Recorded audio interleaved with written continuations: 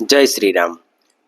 Royal Challengers Bangalore 17 વર્ષ પછી 2025 આઈપીએલમાં ચેમ્પિયન બની ગયું. આઈપીએલનું વિરાટ કોહલી રિટાયરમેન્ટ પછી વિરાટ કોહલી જોડે બધું છે. World cup, champions trophy, ICC champions trophy, 2 ICC champions trophy, T20 world cup અને અત્યારે આઈપીએલ ટ્રોફી. કૃણાલ પંડ્યા જબરજસ્ત. કૃણાલ પંડ્યા ગેમ ચેન્જર આ મેચમાં. Krunal Pandya man of the match હશે.